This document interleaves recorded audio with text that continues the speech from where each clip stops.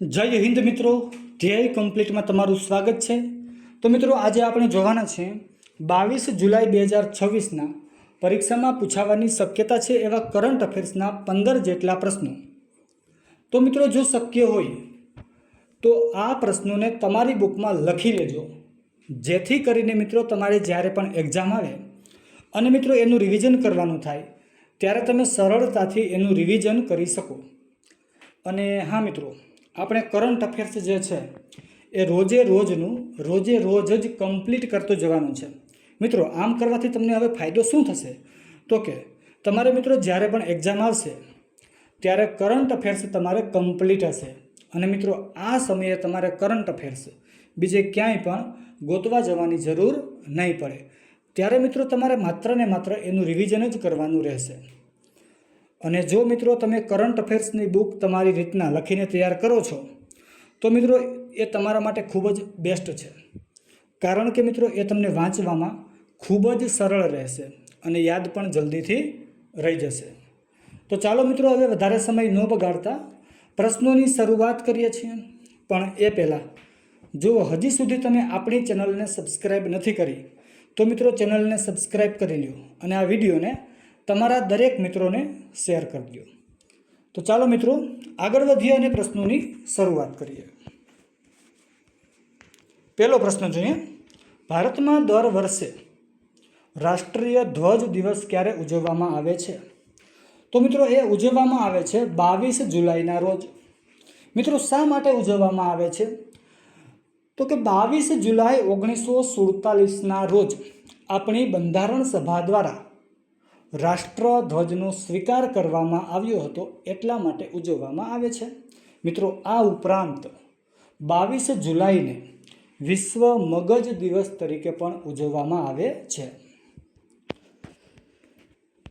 બીજો પ્રશ્ન જોઈએ, તાજેતરમાં ગૃહમંત્રી અમિત શાહ દ્વારા શબ્દલોક નામના શબ્દ સંગ્રહાલયના પ્રથમ તબક્કાનું ઉદ્ઘાટન ક્યાં કરવામાં આવ્યું છે? તો મિત્રો એ રાજ્ય છે પશ્ચિમ બંગાળ, અને મિત્રો પશ્ચિમ બંગાળમાં કલકત્તા ખાતે એનું આયોજન કરવામાં આવ્યું છે।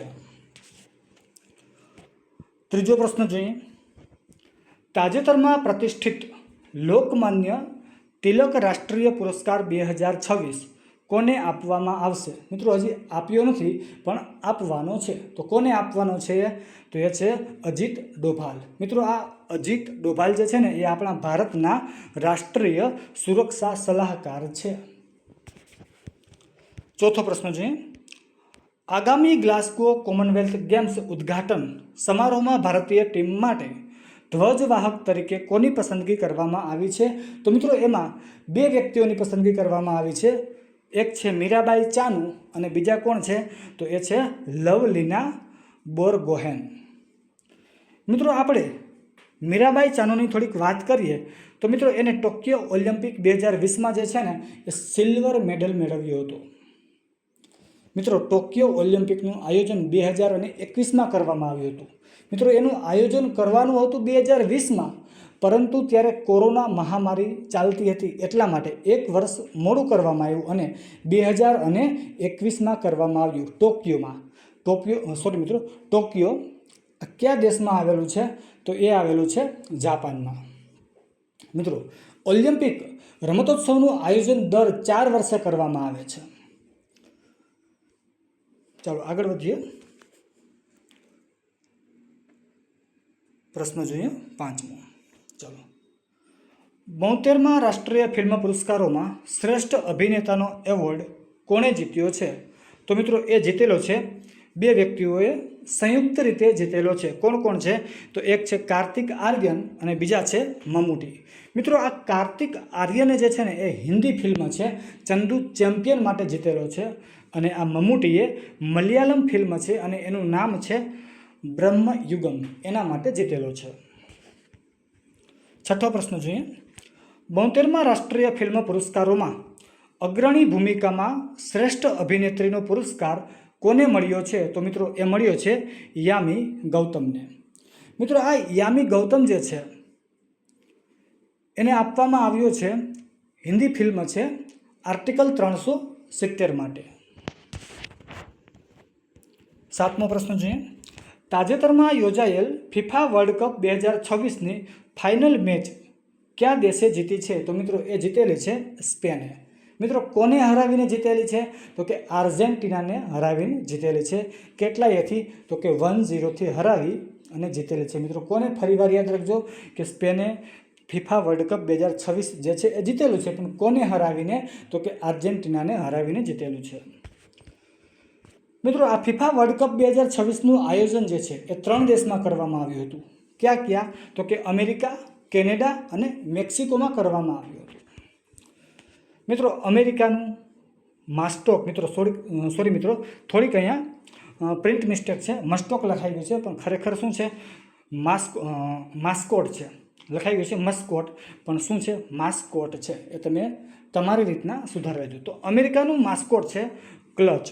ત્યાર પછી કેનેડાનું માસ્કોટ શું છે? તો કે મેપલ છે, મેપલ ધ મૂઝ.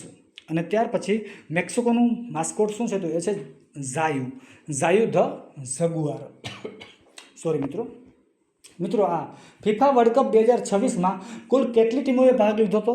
તો કે 48 જેટલી ટીમોએ ભાગ લીધો હતો. મિત્રો આ વખતે સૌથી વધારે ટીમોએ ભાગ લીધો છે.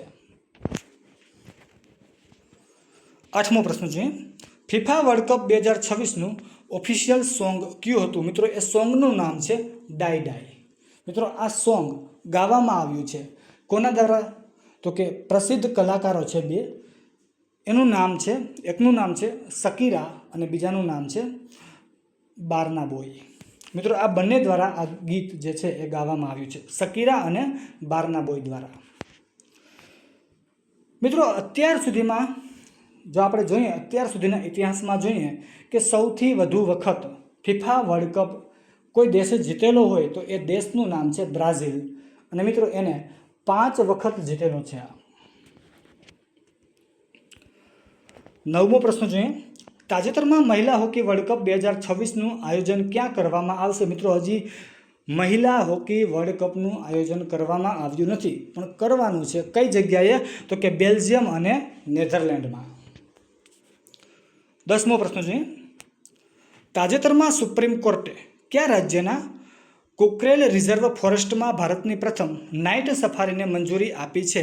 તો મિત્રો એ રાજ્ય છે ઉત્તર પ્રદેશ. અને ઉત્તર પ્રદેશમાં કઈ જગ્યાએ? તો કે લખનઉમાં. તો મિત્રો જો તમને આ વિડીયો પસંદ આવતો હોય અને મિત્રો તમે આવા જ કરંટ અફેર્સના બીજા વધારાના પ્રશ્નો મેળવવા માંગતા હોય તો મિત્રો આપણી ચેનલને જો હજી પણ તમે સબસ્ક્રાઈબ નથી કરી તો મિત્રો ચેનલને સબસ્ક્રાઈબ કરી લો. મિત્રો આ વિડીયોને તમારા દરેક મિત્રોને શેર કરી દો અને કોમેન્ટ કરી દો.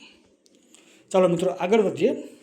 11મો પ્રશ્ન જોઈએ, રાષ્ટ્રીય અલ્પસંખ્યક આયોગના નવા અધ્યક્ષ તરીકે કોની નિમણૂક કરવામાં આવી છે? તો એ છે હરજીત સિંહ ગ્રેવાલ. મિત્રો કોણ છે? હરજીત સિંહ ગ્રેવાલ. મિત્રો કદાચ પ્રશ્ન પૂછાઈ શકે એવો છે. 12મો પ્રશ્ન જોઈએ, ભારતના 99માં ચેસ ગ્રાન્ડ માસ્ટર કોણ બન્યા છે? તો મિત્રો એ બની ગયા છે તમિલનાડુના, કે જેની ઉંમર માત્ર 25 વર્ષની છે. એટલે એ છે VS રથનવેલ. તો મિત્રો 98માં ભારતના ચેસ ગ્રાન્ડ માસ્ટર કોણ બન્યા હતા? એ પણ તમિલનાડુના હતા. એની ઉંમર 17 વર્ષની હતી. તો મિત્રો એ કોણ બન્યા છે એ તમારે મને કોમેન્ટ કરી અને જણાવવાનું છે. ચાલો 13મો પ્રશ્ન જોઈએ, ICARના 98માં સ્થાપના દિવસ નિમિત્તે વિકસિત કૃષિ અને સમૃદ્ધ કિસાન માટેનો રોડ મેપ કોના દ્વારા રજૂ કરવામાં આવ્યો છે? તો મિત્રો એ રજૂ કરવામાં આવ્યો છે કેન્દ્રીય કૃષિ મંત્રી શિવરાજસિંહ ચૌહાણ દ્વારા. મિત્રો આ ICARનું પૂરું નામ પણ આપણે જોઈ લઈએ. શું છે? તો કે Indian council of agricultural research, એટલે કે ભારતીય કૃષિ અનુસંધાન પરિષદ. 14મો પ્રશ્ન છે, ચીન દ્વારા શરૂ કરાયેલ વર્લ્ડ આર્ટિફિશિયલ ઇન્ટેલિજન્સ કોઓપરેશન ઓર્ગેનાઇઝેશનનું મુખ્ય મથક ક્યાં આવેલું છે? તો મિત્રો એ આવેલું છે ચીનના શાંઘાઈ ખાતે. મિત્રો છેલ્લો પ્રશ્ન છે, તાજેતરમાં વન નેશન વન ટાઈમ પહેલ હેઠળ કયા શહેરમાં ઇન્ડિયન સ્ટાન્ડર્ડ ટાઈમ ડિસ્ટ્રીબ્યુશન નેટવર્કનું ઉદ્ઘાટન કરવામાં આવ્યું છે? તો એ છે બેંગલુરુ. મિત્રો બેંગલુરુ તો ખરું, પણ કયા રાજ્યમાં? તો કે કર્ણાટકમાં. કર્ણાટકના બેંગલુરુમાં આ આયોજન ઉદ્ઘાટન કરવામાં આવ્યું છે। મિત્રો કોના દ્વારા કરવામાં આવ્યું છે તો કે 16 જુલાઈ 2026ના રોજ કરવામાં આવ્યું અને એક કેન્દ્રીય મંત્રી પ્રહલાદ જોશી દ્વારા કરવામાં આવ્યું છે। મિત્રો એક પ્રશ્ન તમને પૂછું છું કે હાલમાં વર્તમાનમાં આપણા કેન્દ્રીય શિક્ષણ મંત્રી તરીકે કોની નિમણૂક કરવામાં આવી છે? જો તમે વાંચેલું હોય તો તમે અને યાદ રહી ગયું હોય તો મિત્રો કોમેન્ટ કરી અને જણાવી દેજો। તો મિત્રો જો તમને આ વિડીયો પસંદ આવ્યો હોય તો મિત્રો વિડીયોને લાઇક કરી દેજો, શેર કરી દેજો અને કોમેન્ટ કરી દેજો। અને મિત્રો હજી પણ જો તમે આપણી ચેનલને સબસ્ક્રાઈબ નથી કરી તો મિત્રો ચેનલને સબસ્ક્રાઈબ કરી લેજો। તો મિત્રો અત્યારે બસ અહીંયા લગી રાખીએ છીએ, ફરી મળીશું નવા વિડીયોમાં। તો જય હિન્દ, જય ભારત, થેન્ક યુ।